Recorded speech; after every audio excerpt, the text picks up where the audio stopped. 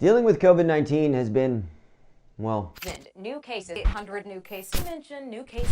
riding the wave of variant after variant. Let's try to understand the mechanics of a virus as we digest the reality of COVID-19 becoming endemic.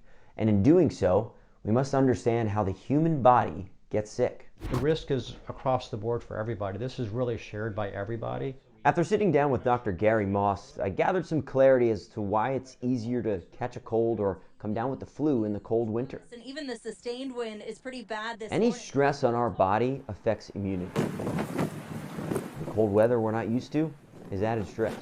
You know, we're really fine-tuned machine, and little pieces of sand in that machinery will really gunk it up. With temperatures that are going to be in the 90s across. And in a way, the opposite can be said about the hot, humid summer months. Dangers of heat. There's a thought that humidity has some effect on the way a virus transmits in the air. It might be the dry air that does it.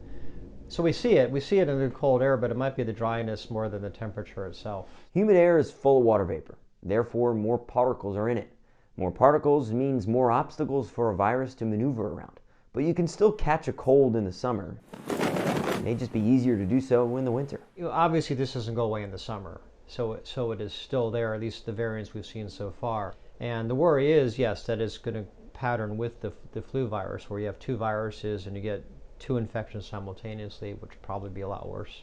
But we can only hypothesize, considering this is a novel virus that we are still trying to understand, as we also come to terms with the pandemic becoming endemic. Steve Fendera, 10 on your side.